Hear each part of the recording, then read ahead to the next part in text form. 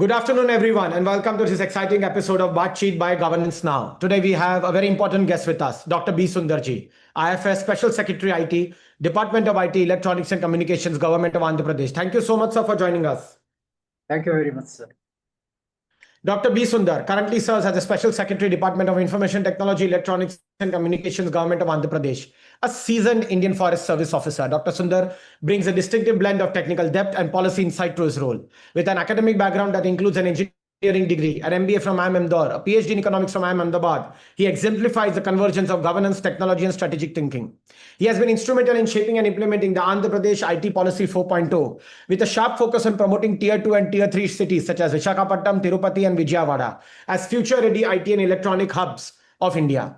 Under his leadership, Andhra Pradesh Technology Services has established IT offices in all 26 districts, achieving key outcomes over 19,500 digital signatures, 650 plus cybersecurity audits, and enhanced e-procurement system. He has strengthened citizen service delivery through Me Seva kiosks, e-office platforms, Gram Word Sachivalayam work.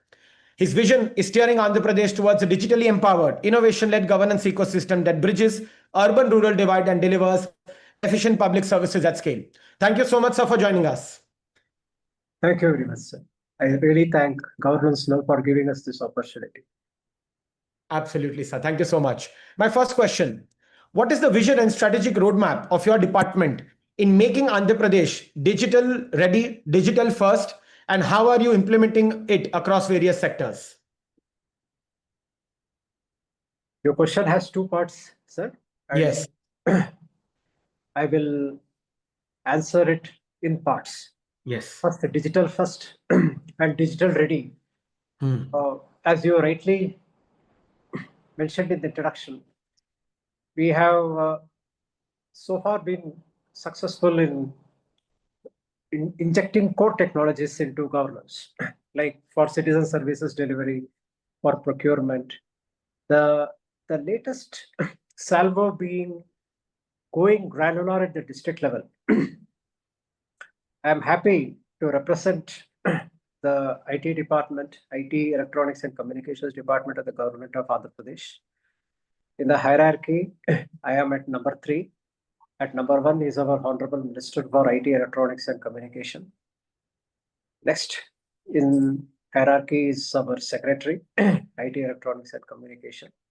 And at 3, I am representing the entire gamut of services within the ITC department.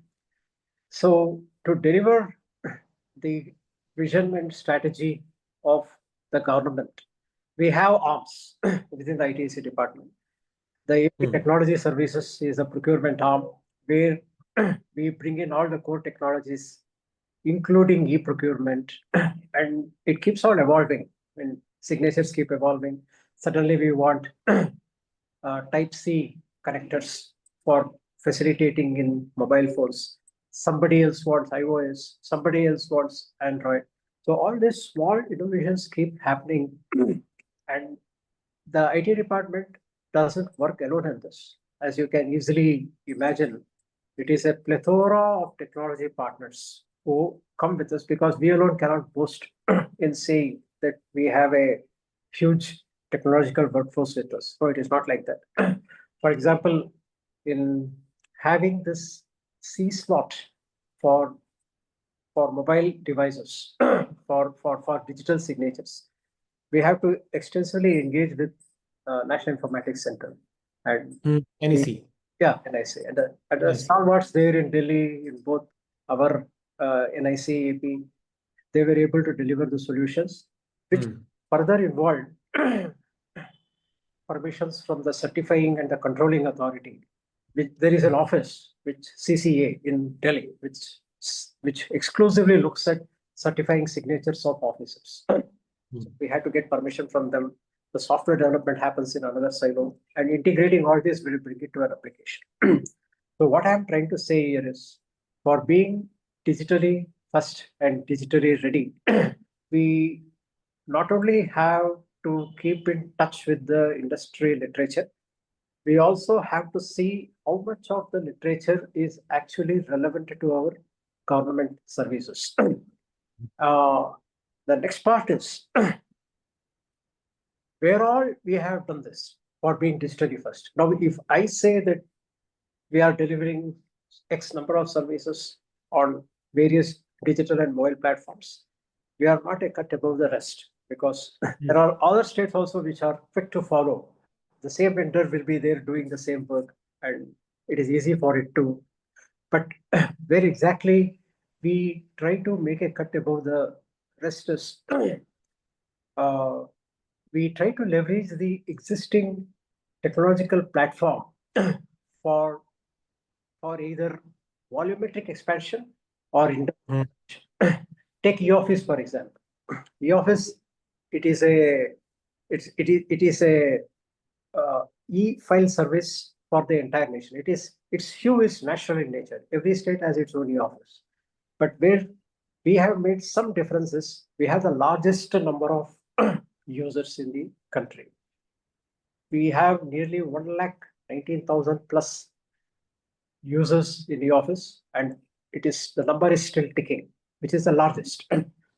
And we integrated the e-office with, just as I told you, we have a special DSC token, which is a type A, which restricts your usage to only laptops. Okay. We made some more effort and got it to type C. So it is useful both in mobile as well as Android, in iOS, as well as in any other mobile devices like tab. Now, these are the small kind of innovations I have been talking about. This is one expansion of one volumetric expansion of our existing e-service. We use the popular WhatsApp for delivering e-services to the people. Now, you might question why WhatsApp? We have alternative platforms also. But somehow the workflow, the popularity, and the statistics that go with WhatsApp usage in amongst citizenry made us pick WhatsApp as a popular pick. You also had several system integrators who were readily available. So these are all the things that matter. And able to bring in low-hanging fruits of nearly 200 to 50 plus services of the WhatsApp platform, not without challenges. We brought one service into the WhatsApp platform, and suddenly people wanted to test it, wanted to check it, and so there was a huge inflow of requests for one particular service. So in those moments, machine learning, artificial intelligence, or other advanced technologies somehow did not work, because where earlier we used to have 3 or 4 requests per day, suddenly it was translated into 4,000 to 4,500 requests per second. I mean, people were eager. They kept on saying hi, hi, hi, WhatsApp, which expected a response. But where we used our common sense was to inject a time delay when the person says hi, instead of immediately providing the service or providing the bouquet of services on the WhatsApp platform. We injected a OTP kind of a delay. A OTP comes, it is linked to Aadhaar. Once the OTP is fed. So this lessened the load on the server in our application. So that way we were able to handle. So that is what I meant by saying both volumetric as well as some kind of a common sense thinking where we leverage the existing. The second part of your question, where we are going to lead, what is our vision? we are fortunate in having uh, uh, our political superiors who are equally, if not more tech savvy than officers like us who are serving in the department. So they laid the foundation for utilizing quantum computing in various aspects of governance. In utilizing artificial intelligence, mainly dealing with natural language processing for various types of e-governance. Now, in natural language processing, the technologies are fairly mature. You have computers processing languages like English, French, German, local languages, our own almost all the Indian languages are covered. Several dialects of the Telugu language are also covered. So we're able to speak, the computer is able to process, and it is able to come out with meaningful decision-making uh, uh, decision-making protocols for the citizen to utilize. But quantum is a completely different cup of tea because in wanting to leverage quantum, we have to go back to the roots, which is quantum physics. And for almost a century, physicists have been theoretically proving the existence of quantum states. But to make and utilize those quantum states where bits exist in binary digits exist in zeros, ones, which we are familiar, but in between states between 0 and 1, and writing algorithms and coding programs to suit or leverage those kind of quantum states is quite a uphill task. So I have roped in major IT players in this field. We have also roped in several engineering players in this field, because to house a quantum computer, it has to be electromagnetically shielded. The temperature has to be minus 273 degrees centigrade or thereabouts. We are sitting in Guntur, Vijayawada, where temperatures are on average 44-45 degrees inside. And to bring those temperatures to those levels is quite a challenge.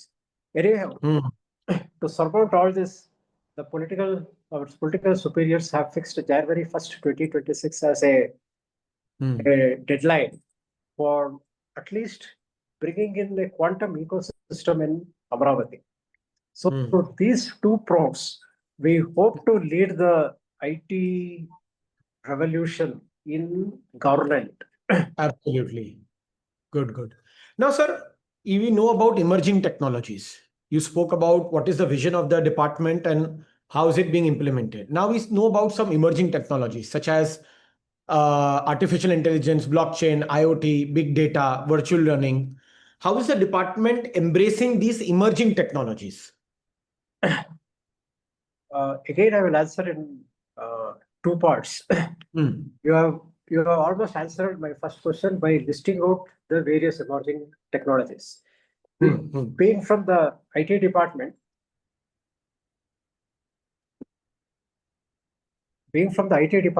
it is important that we make a difference between core technologies and emerging.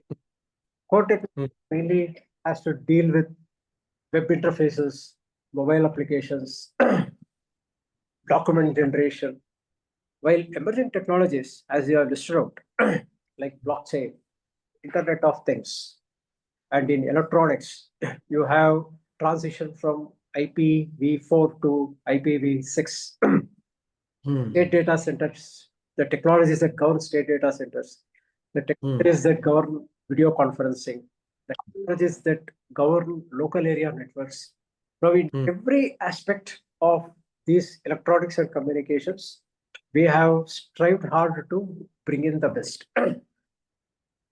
For example, let me take our own, the way you and me are conversing, the Zoom platform or one of the Teams platform. So many platforms are available. 6 to 7 years ago, these platforms, though were available, they were not making much use of it in governance. Now, we used to go extensively for video conferencing solutions through wide area networks. It was an expensive process, but even after 7 years down the line, when emerging technologies like Zoom and other platforms like Cisco, AWS are available for video conferencing without the use of any expensive internet connections.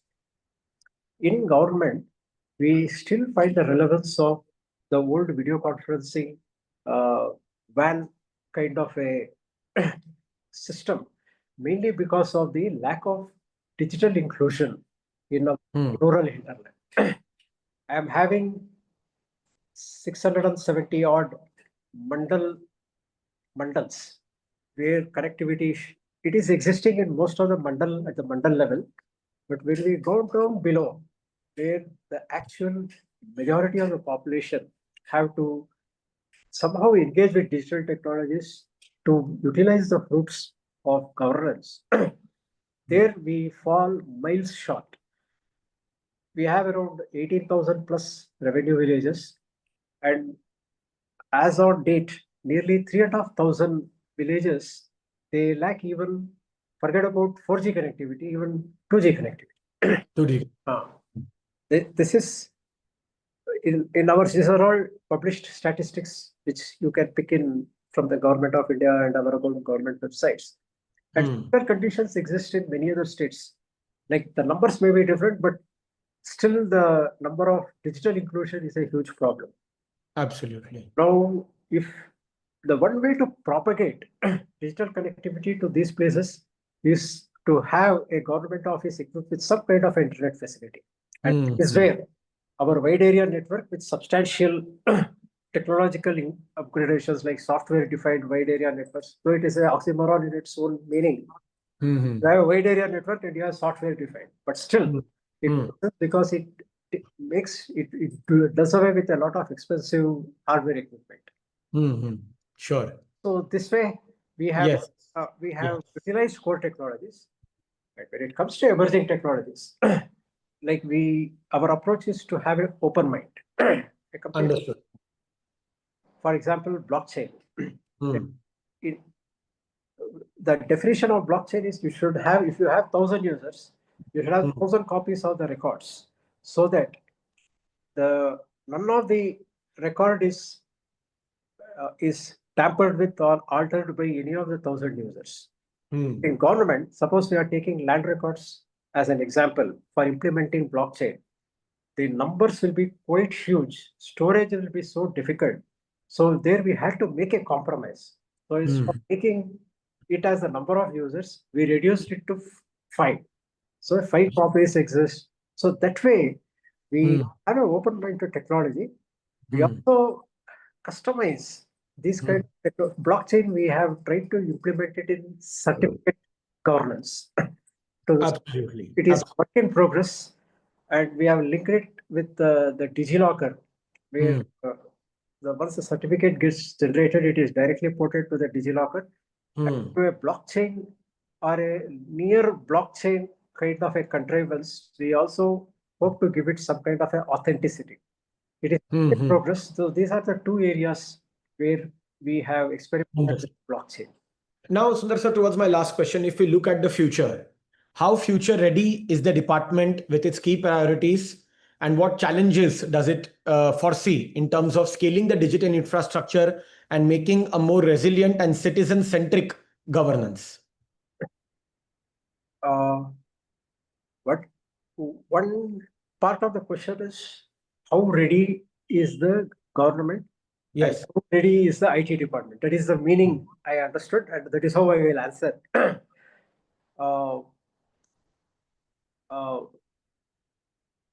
When we look at governance structure, you have the civil service officers, the middle level, and the lower level officials. On average, the engagement of middle and higher level officials with technologists, since they come from heterogeneous backgrounds, academic backgrounds, you cannot expect most of them to be IT savvy. So what we have done to bring these officials to a certain level of digital literacy, we are partnered with certain institutions where they come to Vijayawada, Amaravati, and we have targeted around 20 departments where IT interventions through language processing will yield benefits. So for these departments, we have identified AI catalysts, AI champions, for lack of any other name and to make it sound more contemporary, we use these terms. We have identified them and given them focused training, explaining to them about the statistics and the mathematics behind natural language processing, how it can be utilized in various forms of governance. making them come out with use cases. So that way, what Hmm. I like to say is the old form of tuitions, teaching, learning, Hmm. we are Hmm. to incorporate in government through capacity building workshops periodically. Why? Great. Why? Because we are dealing with government officers Hmm. who are more or less very settled in age, in settled in career. So it Hmm. requires a silent shake-up to make them aware of these technologies. And Sure. how far this will be successful, only time should tell. Sure. With that, B. Sundarji, thank you so much for joining us on this episode of Baatcheet by Governance Now. It was great to hear about your vision regarding the technological developments and use of technologies in the state of Andhra Pradesh. And we are pretty sure that with the vision that the state has and with the kind of roadmap that it has, it will definitely achieve all its goals. Thank you so much, sir. Jai Hind. Thank